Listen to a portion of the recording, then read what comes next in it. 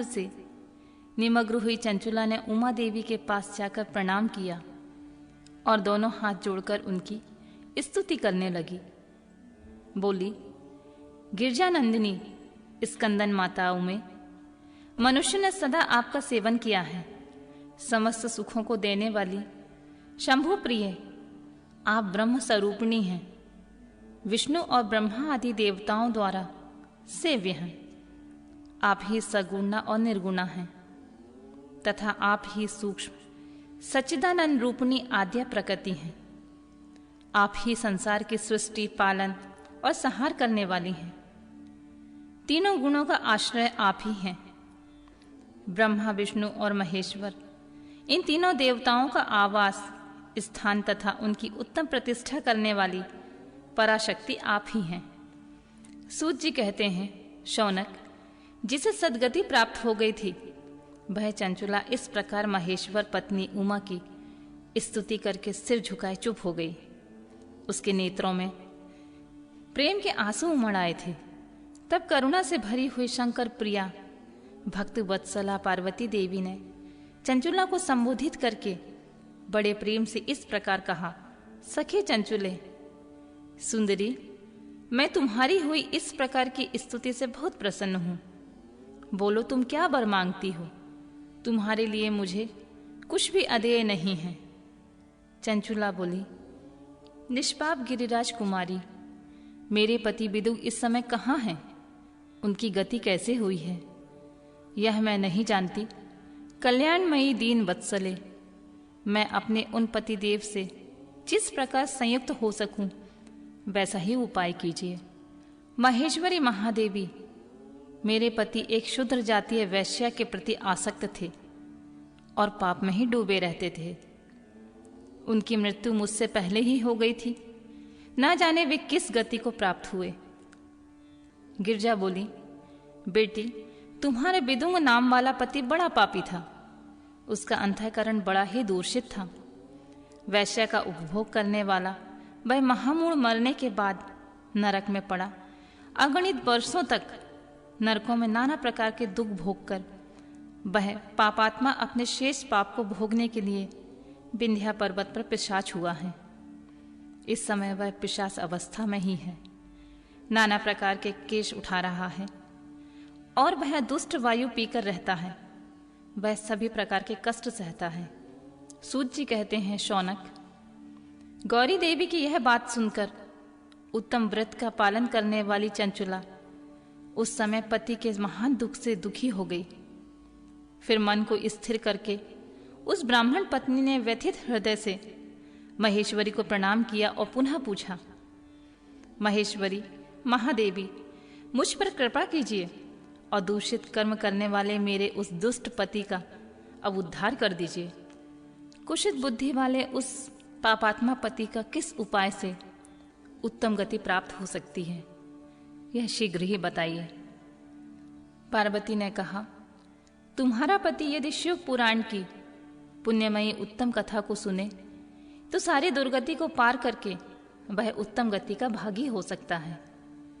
अमृत के समान मधुर अक्षरों से युक्त गौरी देवी का यह वचन आदरपूर्वक सुनकर चंचुला ने हाथ जोड़कर मस्तक झुकाकर उन्हें बारंबार प्रणाम किया और अपने पति के समस्त पापों की शुद्धि तथा उत्तम गति की प्राप्ति के लिए पार्वती देवी से यह प्रार्थना की कि मेरे पति को शिव पुराण सुनाने की व्यवस्था होनी चाहिए।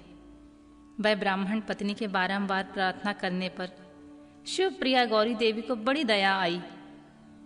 उन भक्त वत्सला महेश्वरी गिरिराज कुमारी ने भगवान शिव की उत्तम कार्तिका गान करने वाले गंधर्वराज तुम्बुरु को बुलाकर उनसे प्रसन्नता पूर्वक इस प्रकार कहा, तुम्बुरो, तुम्हारी भगवान शिव में प्रीति है। तुम मेरे मन की बात जानकर मेरे अभीष्ट कार्यों को सिद्ध करने वाले हो। इसलिए मैं तुम्हें एक बात कहती हूं, तुम्हारा कल्याण हो। तुम मेरी इस सखी के साथ शीघ्र ही विंध्या पर्वत पर जाओ। वहां एक महाघोर और भयंकर पिशाच रहता है। उसका वृतांत तुम आरंभ से ही सुनो। मैं तुमसे प्रसन्नता पूर्वक सब बताती हूं। पूर्व जन्म में वह पिशाच बिंदु नाम का ब्राह्मण मेरी इस सखी चंचुला का पति था, परंतु वह दुष्ट वैश्यागामी हो गया। स्नान संध्या आदि नित्य कर्म छोड़कर अपवित्र रहने लगा। क्रोध के कारण उसकी बुद्धि पर मूढ़ता छा गई। वह कर्तव्य का विवेक नहीं कर पाता था। अब अक्षय भक्षण, सज्जनों से देश और दूषित वस्तुओं को दान में लेना, यही उसका स्वाभाविक कर्म बन गया था। वह अस्त्र शस्त्र लेकर हिंसा करता, बाएं हाथ से खाता, दीनों को सताता और क्रूरता पूर्वक पराये घरों में आग लगा देता था।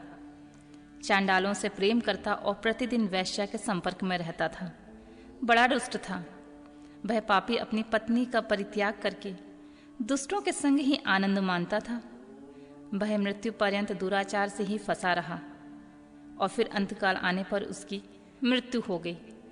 वह पापियों के भोग स्थान घोर यमपुर में गया। वहां बहुत से नरकों का उपभोग करके वह दुष्टात्मा जीव और उस समय विंध्या पर्वत पिशाच पर बना हुआ है। वही वह दुष्ट पिशाच अपने पापों का फल भोग रहा है। तुम उसके आगे यत्नपूर्वक शिव पुराण की उस दिव्य कथा का प्रवचन करो, जो परम पुण्यमयी तथा समस्त पापों का नाश करने वाली है। शिव पुराण की कथा का श्रवण सबसे उत्कृष्ट पुण्य कर्म है।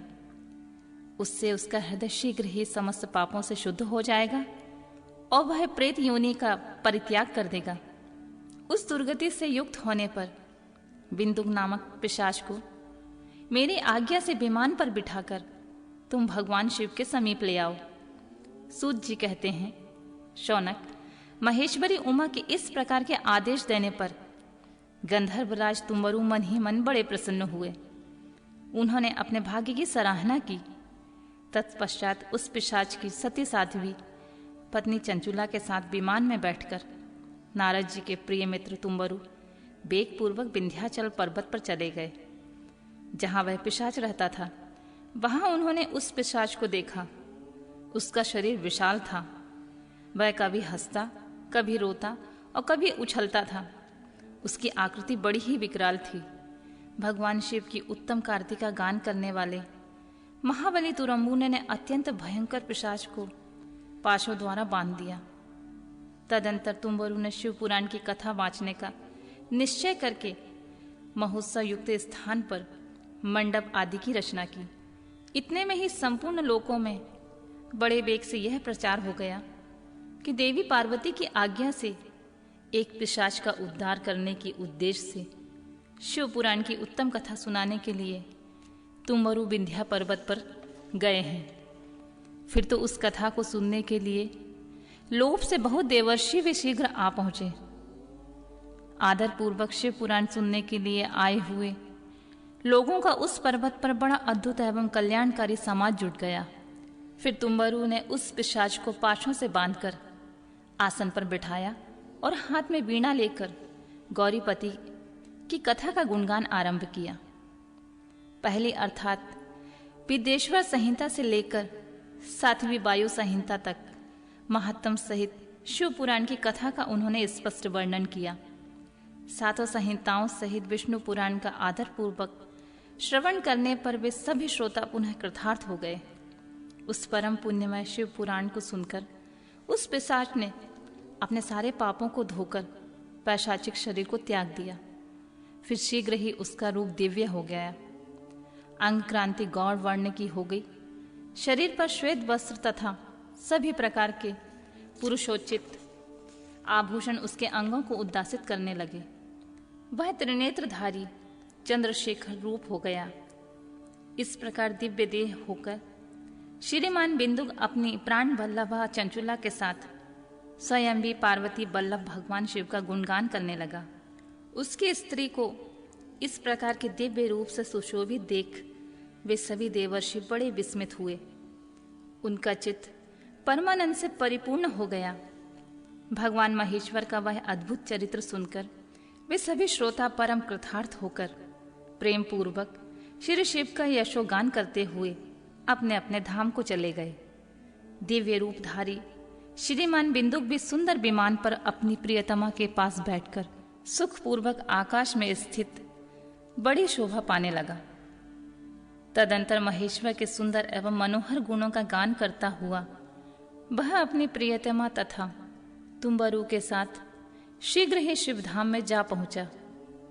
वहां भगवान महेश्वर तथा पार्वती देवी ने प्रसन्नता पूर्वक बिंदु का बड़ा सत्कार किया, उसे अपना पार्षद बना लिया।